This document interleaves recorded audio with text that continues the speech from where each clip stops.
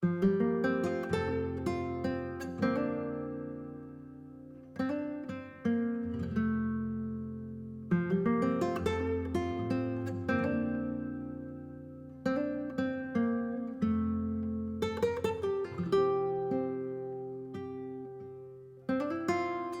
there, and welcome to this time where we can gather together from all different places and just come into this place and hold on to something that we know is secure. That's why we're calling this anchored. We know that the world outside and around us is starting to feel very stormy. A storm of doubt, a storm of fear, a storm where anxieties are rising.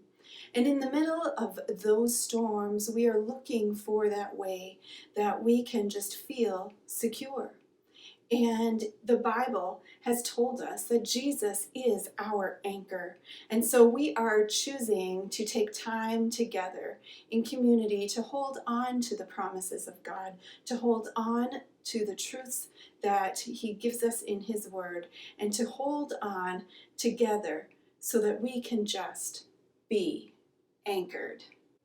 As you can see, we're set up just a little bit differently today, and that's because I don't want you to miss what's going to happen here. This is one of my favorite object lessons, and I thought it fitting for today, especially as I have been really thinking about the season that we are in, the season of Lent, the season where we are called to take some time to examine our hearts and to really set our eyes on Jesus, who came into this world to save us from our sins. I want us to use these simple objects here to kind of tell that story. I want to start here. I want to start with this container, and as you can see, I've put some water in here, and this water is clear. And I want this clear water to remind us of the very beginning, when God spoke and created the world. When He created the world and everything in it.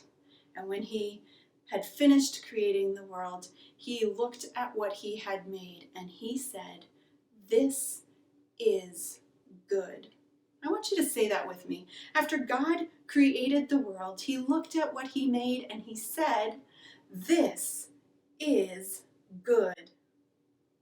Now maybe you remember the story of Him creating Adam and Him creating Eve and placing them in the garden in the middle of His creation, of saying, "I want you to live here and I want you to have close fellowship with me, but I need you to pay attention to the boundaries and the rules that I am giving to you."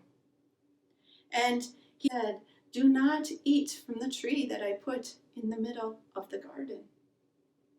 Now, if you're thinking back to those early stories, maybe you remember that there was a serpent who came into that story. A serpent who came to Eve and started whispering ideas to her, who started telling her that it would be okay if she broke the rules that God had given. And as that serpent talked, something started happening to Eve, and she made a choice. She made a choice to do what that serpent had suggested, and she made a choice to go outside of God's rules. She ate from that tree, and when she did, and then later got Adam to eat from that tree, going against those rules, breaking those promises, something changed in the world that God made. Eve had sinned. Adam had sinned. And as soon as they did, they could see instantly that the world that God had made and said, "This is good," had changed. Sin had come in. Sin had come into this world.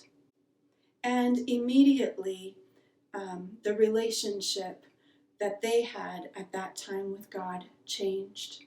People and God were then separated.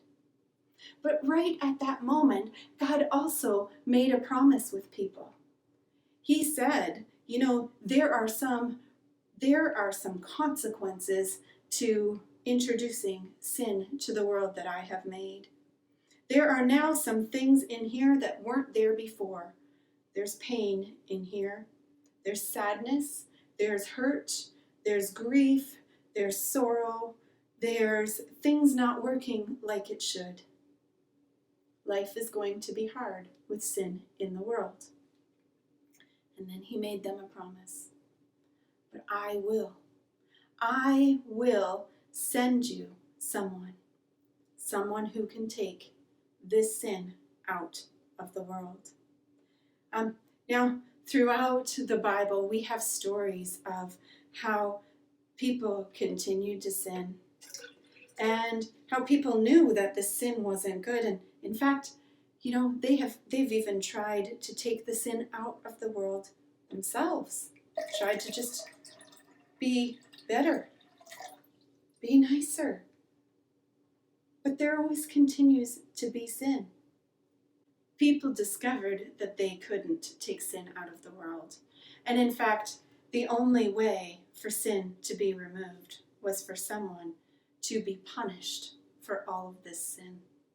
All of this sin in the whole world, all of this sin that was yet to come. It's a lot.